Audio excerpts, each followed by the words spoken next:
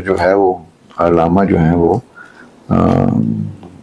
سرحد کی قوم سے خطاب کرتے ہیں. یہ جب اپنے دورے کے لیے علامہ یہاں سے روانہ ہوتے ہیں تو ظاہر ہے یہ افغانستان تو جاتے ہیں تو سرحد میں سے ہی گزر کے جاتے ہیں. سو اس میں جو اگلا جو عنوان ہے وہ ہے خطاب اقوام سرحد، یعنی کہ یہ پٹھان قوم سے علامہ جو ہے خطاب کرتے ہیں. وہ کہتے ہیں کہ سرحدی اقوام کے حالات پر تبصرے کے بعد علامہ ان اقوام سے مخاطب ہو کر فرماتے ہیں. یہ پیچھے انہوں نے کہا ہے نا کہ آپ کا نظام جو ہے وہ سارا درم برم ہوا ہے، اور آپس میں کیونکہ یہ بہت زیادہ ٹرائبل وارفیئر اور ابھی بھی میرے خیال میں کافی یہ چیز موجود ہے. سو یہ سرحدی اقوام کے حالات پر تبصرے کے بعد علامہ ان اقوام سے مخاطب ہو کر فرماتے ہیں، اے اقوام سرحد، تم جو کہ اپنے آپ سے پوشیدہ ہو، یعنی کہ اپنا تم صحیح مقام نہیں جانتے، اپنے آپ کو پالو، یعنی اپنی خودی کو پہچانو. اور یعنی خودی کو پہچاننے سے یعنی اپنے اندر کوئی یونٹی پیدا کرو، اپنے اندر ایک جمعیت پیدا کرو. اپنی حقیقت کو اور صلاحیتوں کو جان لو، کیونکہ خود کو نہ جاننا مسلمانی کے اندر حرام ہے. کیا ہے کہ خود کو نہ پہچاننا مسلمانی کے اندر حرام ہے. بھائی دبے آگے اس کو بیان کس طرح کرتے ہیں کہ رمز دین مصطفیٰ دانی کے چیست، فاش دیدن خیشرا شہنشاہیست. چیست دین دریافتن اسرار خیش، زندگی مرگست بی دیدار خیش. کہ کیا تو جانتا ہے کہ مصطفیٰ صلی اللہ علیہ وسلم کی دین کی حقیقت کیا ہے؟ تو آئیڈیا ہے تمہیں کہ اصل جو ہے اس کی حقیقت، اس کی کیا ہے، اس کی بنیاد کیا ہے؟ اپنے آپ کو آشکار دیکھنا، یعنی اپنی ذات کی صلاحیتوں سے خود آگاہی ہونا، یعنی کہ اپنی ذات کی صلاحیتوں سے خود آگاہ ہونا. اسی میں حکمرانی اور عظمت اور سربلندی ہے. کہ جب تک آپ اپنے آپ سے آگاہ نہیں ہیں تو آپ زندگی میں کوئی بھی مقصد اس طریقے سے حاصل نہیں کر سکتے، یا بہت ہی کوئی گھٹیا قسم کے مقاصد کے پیچھے ہی آپ وہ دوڑیں گے. آپ کو تو جیسے ہی آپ کو اپنی صلاحیت کا پتہ لگتا ہے تو صلاحیت کو پتہ لگتا ہے تو پھر بندہ بلند مقاصد کی طرف توجہ دیتا ہے. تو کہتے ہیں کہ دین کیا ہے؟ چیز دین، اپنی ذات اور اس کی حقیقت اور مقصد کو پا لینا، یہی دین ہے، یہی اسلام ہے. کیونکہ زندگی اپنی ذات کی معرفت کے بغیر موت ہے.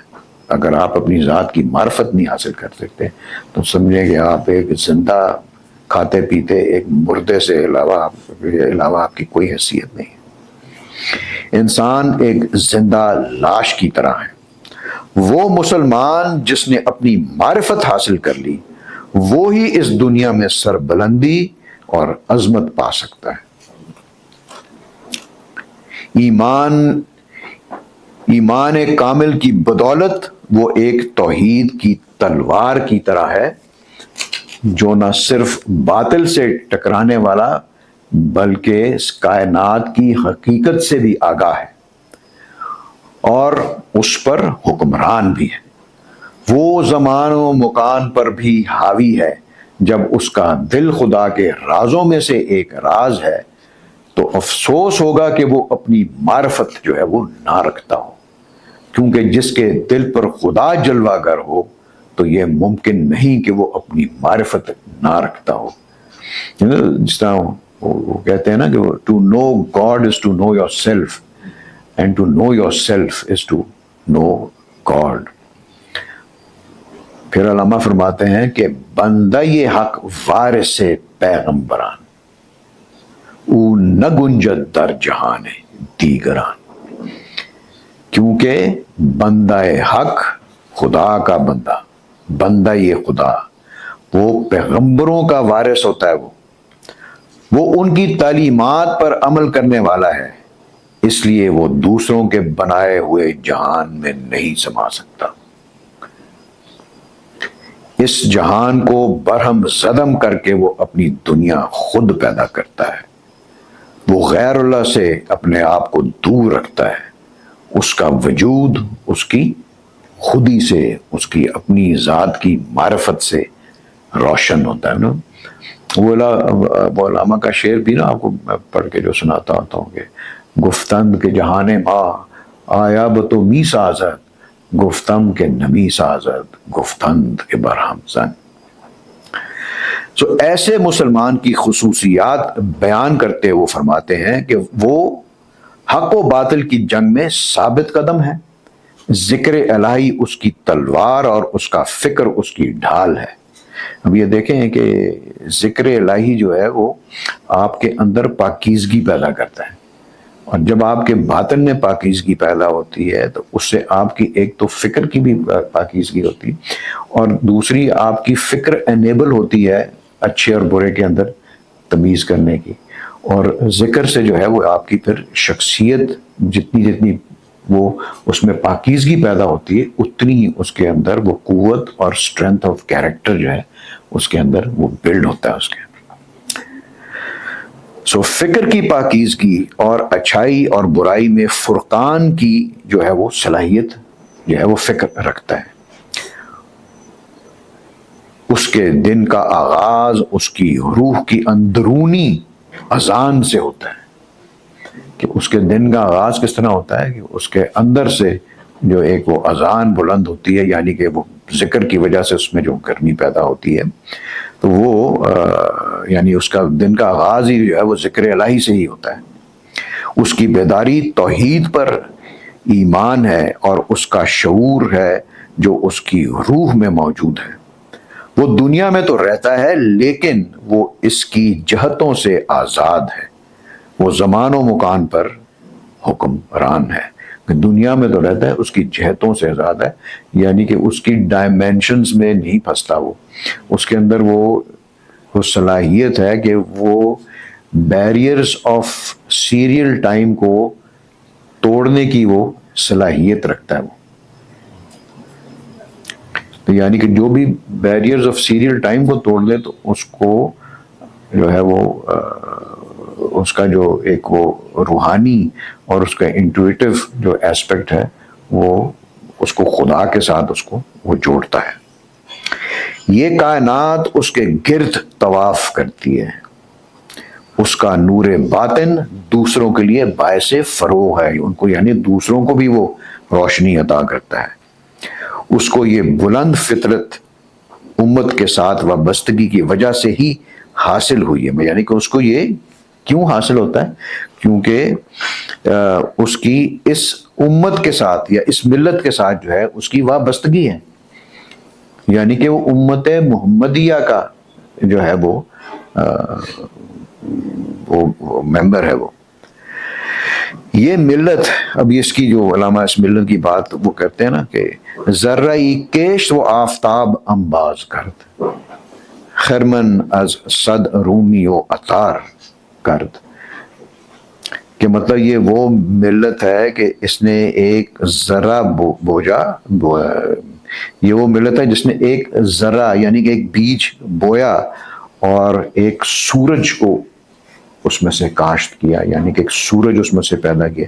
یہ بولا ہے نا کہ جو رسول اللہ کی وہ نعتیہ شعر ہے کہ خاک کے راہ کو بخشا فروغ آفتاب، عالم آب و خاک میں تیرے ظہور سے فروغ، ذرہ ریگ کو دیا تو نے طلوع آفتاب۔ تو وہ کہہ رہے ہیں کہ یہ ایسی یہ امت ہے کہ اس کے اندر ایسی صلاحیت ہے کہ اس نے رومی اور عطار جیسے سینکڑوں لوگ اس نے پیدا کیے ہیں۔ وہ کہتے ہیں اند کی گم شو بقرآن وہ خبر، باز ای نادان بخیش اندر نگر، کہ تو کچھ دیر کے لیے قرآن اور حدیث میں غوطہ زن ہو ان کا بغور مطالعہ کر اور پھر اے نادان، اے بے وقوف، اپنے آپ پر نظر ڈال تو تجھ کو معلوم ہوگا کہ ایک مرد حق کی کیا شان و شوکت ہے۔ افغانیوں کی صورتحال پر تبصرہ کرتے ہوئے علامہ فرماتے ہیں، ان کو وہ کہتے ہیں کہ تم نے اپنا اتحاد کھو دیا ہے۔ یہ ساری ان کو جو تھے وہ بڑا مسئلے مسائل رہے افغانستان کے، ابھی بھی اسی طرح ہے۔ آئی تھنک کہ ان کے اندر ہی بہت زیادہ جو ہے وہ ان میں وہ بٹے ہوئے ہیں۔ مثلاً وہاں پہ وہ ایک تاجکی نژاد افغانی بھی ہیں اور ازبیکی جو نژاد بھی ہیں، اور دوسرے جو ہے مطلب پختون جو ہے وہ نژاد افغانی بھی ہیں۔ تو ان میں ابھی بھی کافی ڈویژنز ہیں موجودہ دور میں بھی۔ اینی وے، افغانیوں کی صورتحال پر تبصرہ کرتے ہوئے علامہ فرماتے ہیں کہ تم نے اپنا اتحاد کھو دیا ہے، اس لیے تم آپس میں بٹ کر اپنا مقام اور مرتبہ کھو بیٹھے ہو، توحید سے دور ہو گئے ہو، جس وجہ سے میں بہت افسردہ ہوں، مجھے غم ہے تمہاری اس حالت کے اوپر۔ سو اے قوم کے سرداروں، دشمن کی فکر سے اے قوم کے سرداروں، دشمن کے مکر سے ڈرو اور اپنی افغانی روح کو ضائع نہ کرو، دشمن سے ہوشیار رہو۔ علامہ ان کو کہتے ہیں کہ میں تم کو مردان حق کی آتش سے جلاتا ہوں، یعنی اس کا سوز اور ساز تم کو میں عطا کرتا ہوں، اور مولائے روم کا ایک اہم نقطہ تم کو سکھاتا ہوں۔ اب ان کو بیدار کرتے ہوئے جو ہے مولانا یہاں پر ان کو بیدار کرتے ہوئے علامہ یہاں پر مولانا کا اشعار جو ہیں، یہ جو تھے نا، یہ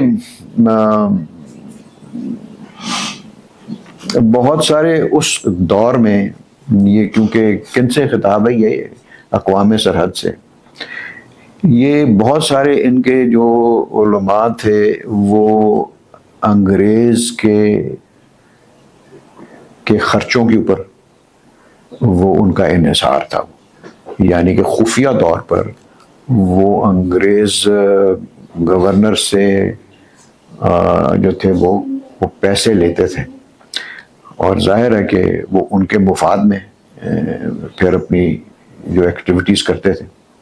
تو اس وجہ سے جو ہے نا علامہ نے یہ شاید مولانا کے جو ہیں یہ اشعار یہاں پہ کیے، وہ کہتے ہیں، یہ مولانا کے اشعار ہیں کہ رزق از حق جو مجو از زید و عمر، مستی از حق جو مجو از بنگ و خمر، گل مخر گل را مخور گل را مجو، زان کے گل خارست دائم زرد رو۔ یہ بڑے خوبصورت شعر ہیں مولانا کے، ویسے نصیحت انگیز ہے۔ دل بجو تا جاویدان باشی جوان، از تجلی چہرہ ات چون ارغوان، بندے باش و بر زمین رو چون سمند، چون جنازے نئی کے بر گردن برند۔ تو اب یہ پیسے کیوں لیتے تھے؟ کیونکہ اپنے مالی فوائد کیوں؟ تو اپنی زندگی کے لیے، اپنے رزق کے لیے۔ تو کہتے ہیں کہ رزق جو ہے وہ خدا سے مانگ، انسان سے نہیں، صرف خدا کے آگے ہاتھ پھیلا، مستی خدا سے تلاش کر، بھنگ اور شراب سے نہیں۔ اس دور میں افغانی انگریز سے مالی مراعات جو تھے وہ حاصل کر رہے تھے۔ تو کہتے ہیں کہ مولانا فرماتے ہیں کہ مٹی مت خرید، مٹی مت کھا، اور مٹی کی تلاش مت کر، یعنی کہ یہ جو کچھ بھی میٹیریل آپ وہ لے رہے ہیں، دولت سے جو بھی آپ وہ چیز خریدیں گے وہ مٹی والی ہی ہوگی، اس کی بنیاد جو ہے، اس کی اوریجن مٹی ہی ہوگی۔ وہ یعنی مادہ پرستی جو ہے وہ چھوڑ دے، کیونکہ مٹی کھانے والے کا چہرہ ہمیشہ زرد ہی رہتا ہے۔ اب یہ دیکھیں نا، کئی بچوں کو مٹی کھانے کی عادت ہوتی ہے، تو ایسے بچے جو مٹی کھا رہے ہوتے ہیں تو ان کے چہرے جو ہیں وہ پیل ہو جاتے ہیں، زرد ہو جاتے ہیں، اور وہ بیمار آپ کو لگتے ہیں وہ۔ سو وہ کہتے ہیں کہ غیر اللہ سے رزق طلب کرنا ذلت اور پستی کا باعث ہے۔ بالکل صحیح بات ہے، اس میں کیا غلط ہے؟ خدا کے علاوہ کسی کے آگے ہاتھ پھیلانا جو ہے، تو پھر آپ بندے نے ہاتھ پھیلا دیا تو اللہ معافی دے، ایسا کسی بھی وقت نہ آئے، تو پھر اپنے آپ کو تو آپ نے شخصیت کو زیرو کر دیا۔ تو کہتے ہیں تو دل کو تلاش کر، اس کو حاصل کر، تاکہ تو ہمیشہ تو جوان رہے۔ ایک زندہ دل، وہ دل جو تجلیات الہی کا عکاس ہے۔ تو یہ دل کون سا ہے جس کو تلاش کر؟ وہ جو زندہ دل ہو، وہ جو خدا کی تجلیات اس کے اوپر جو ہے وہ جلوہ گر ہوں۔ وہ مولانا کا اس دن بھی ہم نے ایک غزل تھی، وہ شاید وہ کی بھی تھی نا، کہ وائے اون دل کے از تو نشانی نہ رسد، کہ افسوس ہے اس دل کے اوپر کہ جو خدا سے کٹا ہوا ہو اور اس کو خدا کی کوئی تجلی جو ہے اس تک پہنچ نہ سکے۔ ایسے دل کے اوپر افسوس ہے، ایسا انسان مردہ ہے، اس کا دل بجھا ہوا ہے۔ سو ایسا دل تجھے ہمیشہ دنیا میں سربلندی عطا کرے گا۔ کیسا دل؟ جو تجلیات الہی کا عکاس ہے۔ تو بندہ خدا بن اور ایک پروقار زندگی گزار، کسی کا محتاج بن کر نہیں، جیسے ایک وہ جو محتاج ہو گیا، اس کا تو ایسے وہ کہتے ہیں حالت ہے جیسے ایک کندھوں پہ اٹھائی ہوئی لاش ہو۔ لاش محتاج ہوتی ہے نا، تو اس کو پھر دوسرے کندھوں پہ اٹھاتے ہیں۔ اسی طریقے سے جو بندہ محتاج ہو جاتا ہے کسی اور کا، تو وہ کہہ رہے ہیں مولانا کہ اس کی حالت ایسی ہے کہ جس طرح ایک مردہ ہے اور دوسرے اس کو اٹھا کر لے کے جا رہے ہیں۔ اور پھر وہ مولانا کہتے ہیں کہ زمانے کا شکوہ مت کر اور اپنے آپ پر انحصار کر، تو ذوق و شوق یعنی جذبہ عشق سے آگاہی حاصل کر۔ کیا تو ایک ذرہ ہے؟ تو اس عشق کی بدولت کائنات کا حاکم بن جا۔ یہ بھی آپ کو کہتے ہیں جو عاشق ہے، جو صاحب فقر ہے، پھر وہ دنیا پر حاوی ہوتا ہے، دنیا اس کے اوپر حاوی نہیں ہوتی۔ تو اس دنیا مادی کا اندازہ کر، اس پر دسترس حاصل کر اور اپنا مقام جو ہے وہ پیدا کر اس میں۔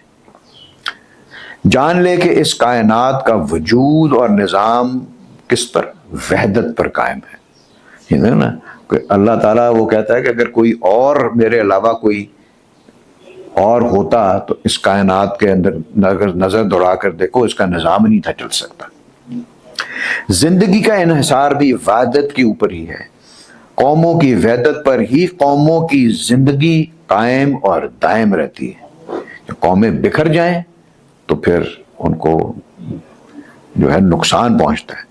مال اور دولت اور دنیاوی چمک اور دمک کی ہرس سے بچ، اور پرانی اور فرسودہ روایات یعنی یہ جو قبیلہ پرستی سے گریز کرو، اور اپنے اندر وحدت پیدا کر کے بلند مقام اس دنیا میں حاصل کرو۔ کیونکہ جب آپ وہ بکھر جاتے ہیں، یہ اقوام بکھر گئی تھی، تو پھر دوسرے حکمران آ کے ان کے فائدہ اٹھاتے ہیں، ان کو آپس میں لڑاتے ہیں، وہ ڈیوائڈ اینڈ رول کرتے ہیں، and that is how these people are ruled. یہ علامہ جو ہے اب آگے مولانا کے ان اشعار کے بعد یہ فرما رہے ہیں۔ سو علامہ قبائلی سرداروں کو تلقین کرتے ہوئے فرماتے ہیں کہ زندگی بر آرزو دارد اساس، خیش را از آرزوی خود شناس، کہ زندگی کی بنیاد آرزو پر ہے، ڈیزائر پر ہے۔ اپنی آرزو سے اپنے آپ کو پہچانو۔ پست آرزو ایک پست زندگی اور فطرت کی نمائندہ ہے۔ جیسی آرزو ہوگی آپ کی پست آرزو، تو آپ کو you will be known as a پست اور گھٹیا شخص۔ اگر تمہاری آرزو بلند ہوگی تو تیری بلندی فکر اور کردار کی جھلک جو ہے اس میں نمایاں ہوگی۔ چشم اور گوش اور ہوش انسان کی آرزو کو تیز کرتے ہیں، یعنی کہ یہ جو آنکھیں ہیں، یہ سننا، اور یہ جو ہوش اور جو اویئرنس ہے، اس سے یہ وہ سینسز ہیں جو آپ کے اندر آرزو کو تیز کرتے ہیں، اس کے اندر آپ کی ڈیزائر کے اندر شدت پیدا کرتے ہیں۔ اور اس کو حاصل کرنے کے لیے انسان اپنی صلاحیتوں کو بروئے کار لاتا ہے۔ تو اب اس میں وہ دیکھا نا، علامہ جس آرزو کی بات کر رہے ہیں نا، وہ پازیٹیو سینس میں کر رہے ہیں کہ اچھی آرزو ہو، اچھی، اور جو آپ کو بلندی اور اچھے کردار کی حامل جو آپ کو بنائے، ورنہ تو آرزو اگر غلط چیزوں کے لیے بھی ہوتی ہے، جب غلط چیزوں کے لیے ہوتی ہے پھر آپ غلط کام شروع کر دیتے ہیں، اور اس کی توقع بھی ہے۔ سو جس کسی کے دل میں آرزو پیدا نہ ہوئی تو وہ پھر کسی اور کا محتاج ہوگا، اور محتاجی انسان کی زندگی میں ذلت اور رسوائی کی وجہ بنتی ہے۔ آرزو نہ صرف بادشاہ اور امیر کا سرمایہ ہے، بلکہ ایک درویش کا بھی جو ہے یہ جام جم ہے۔ جام جم وہ جو جمشید بادشاہ کا کہتے ہیں پیالہ تھا جس میں وہ فیوچر کو دیکھ سکتا تھا، یعنی کہ بہت ایک بیش قیمت چیز ہے ایک درویش کے لیے بھی۔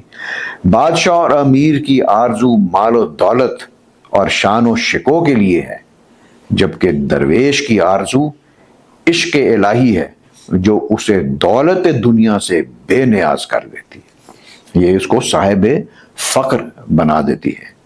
آب و گل را آرزو آدم کند، آرزو مارا ز خود محرم کند، کہ اس پانی اور مٹی کے وجود کو، یعنی ہمارے وجود کو آرزو ہی آدم بناتی ہے، اور یہی ہمیں اپنی ذات سے آگاہ کرتی ہے۔ آرزو کے حصول کے لیے انسان کی خوبیاں جو ہیں وہ ابھر کر سامنے آ جاتی ہیں۔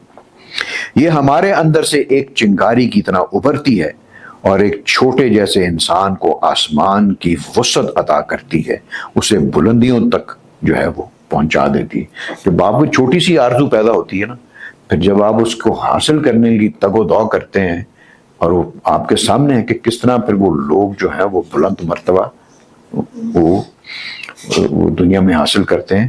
لیکن یہ چیز ذہن میں رکھیں کہ یہ گھٹیا لوگ بھی بہت بلند مرتبہ جو ہمیں نظر آتا ہے کہ وہ بھی وہ حاصل کیے بیٹھے ہیں، لیکن وہ حقیقت میں وہ ہوتا نہیں ہے، وہ بلکہ it's completely contrary to the type of آرزو جہاں پہ جس کا اقبال یہاں پہ ذکر کر رہے ہیں۔ آگے مثال دیتے ہوئے علامہ کہتے ہیں کہ وہ حضرت ابراہیم کی آرزو ہی تھی جس کی بدولت کعبہ جو ہے وہ تعمیر ہوا،